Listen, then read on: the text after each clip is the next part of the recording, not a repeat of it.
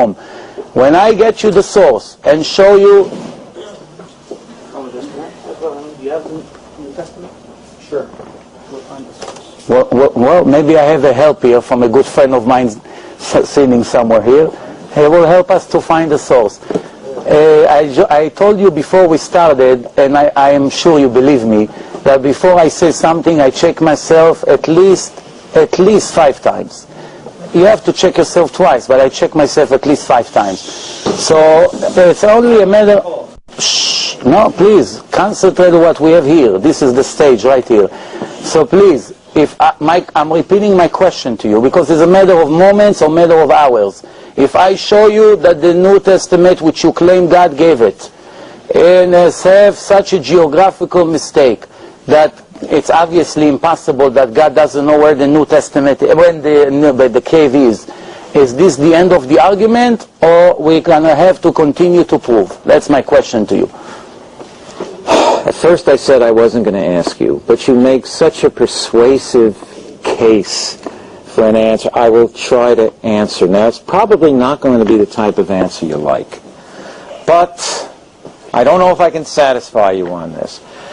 But the reason that we believe in something or we don't believe in something, it usually doesn't hinge on a simple little word or a simple little fact.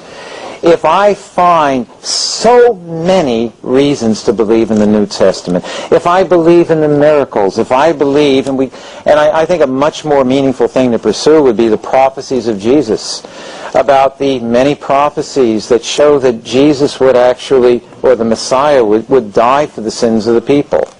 In Isaiah 53 talks about all we like sheep have gone astray, but God laid upon him the sins of us all. And it talks about him being a burnt offering. There are many such prophecies. In fact, in Zechariah, now this has good news and this is bad news, because in Zechariah 12:10 it talks about how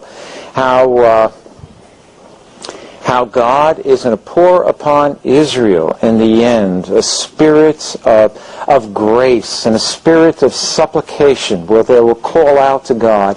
And it says about that they will look upon him whom they have pierced, and they will mourn for me. And at that time it goes on to say how a fountain of forgiveness and cleansing will be opened in the midst of Jerusalem for the Jewish people. And of course, you know, what this is saying is if you're really a sincere Christian, you've got to love the Jewish people, because you recognize that we will all be brothers someday. Maybe right now we're divided by a lot of different issues, but if a person really loves Christ, they're going to love his people, and his people are the Jewish people. He came as a Jew.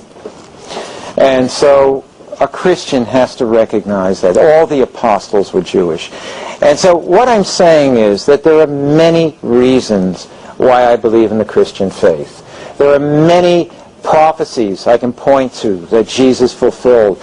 There are many, many miracles that he performed that are attested to not only in the New Testament, but extra-biblical sources also. There are all the wisdom I talked about. And another, I think, very, very fruitful area for us to explore is the consistency between the Old Testament and the New Testament. Because you're not going to like me for this if I say it, so brace yourself, put on your proverbial seatbelts. But I would argue, if we ever continue this again, that the New Testament is more consistent with the Tanakh than the rabbinic understanding, or as Yosef says, the Talmud. I think the Talmud has gone far astray. And I think the New Testament is much more faithful to the Old Testament revelation. So what I'm saying, I'm going to get back to your question. What I'm saying is, Yosef says, what if this one word was a problem? And I have to weigh that one word, that one problem, and it is a problem for me. I think I gave you more than 30 different problems, not one word. I mean, I asked you about one word, but I asked you about 25 mistakes in the descent. But I think I answered that, didn't I? No, you said I said they're two separate genealogies.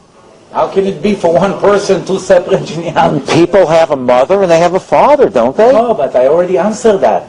I told you descendants based on the Torah, which you agree is the word of God, does not go by the mother.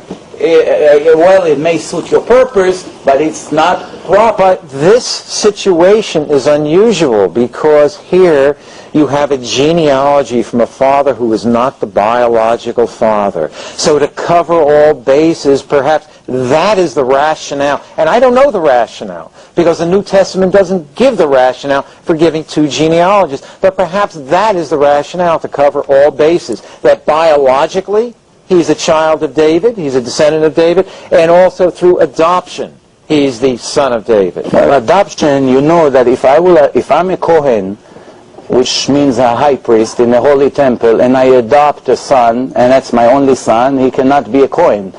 And based on your argument, he is entitled to be a Kohen. But the Torah says clearly an adopted boy, it's not your original biological son. Yes, the Torah says lemishpachotav.